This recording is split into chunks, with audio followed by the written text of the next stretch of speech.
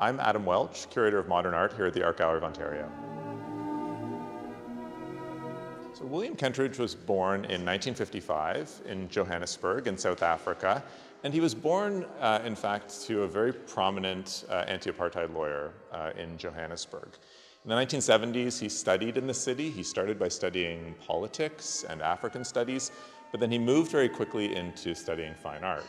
And around the same time, he was also heavily involved in theater. He was already at that point designing sets for theater, but he was also acting and performing in theatrical productions in the 1970s. Over the course of the 80s, especially toward the end of the 80s, he really hits on his kind of mature practice as a drawer, as a filmmaker, and also as a sculptor.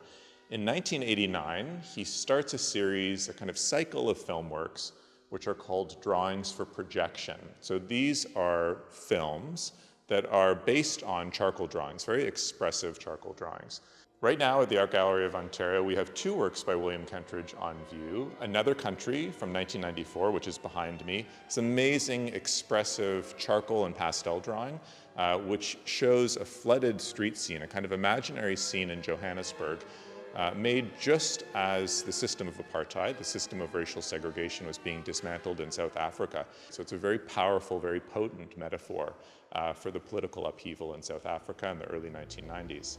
The other work that we have on view as part of Light Years, the fill-in gift, is called 35 Small Silhouette. It's from 2014, and it's a steel-cut sculpture that shows an image of a bird, and this actually relates to a massive film installation that Kentridge made called More Sweetly Play the Dance, a kind of processional work. It's over 40 meters wide, and so this bird relates to a kind of procession or parade that is the main feature of that work. One of the things that Kentridge has said about his work for opera is that it's really like drawing in 4 dimensions. And I love this idea that he's translated these very expressive, very gestural charcoal drawings into projections for the stage, into projections for the opera.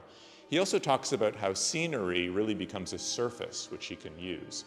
And so here, the charcoal drawings, which are sometimes violent, show a kind of desperation of poverty that Berg is examining in his opera, really kind of connects with Kentridge's own drawing practice. You know, Kentridge's drawings are very special because, you know, he's working with these materials that are kind of messy. He also erases almost as much as he draws, so that's a really key part of his practice. That's how he achieves that kind of stop motion animation look. And that's in pretty strong evidence in WOZZECK and the production that he's designed for it.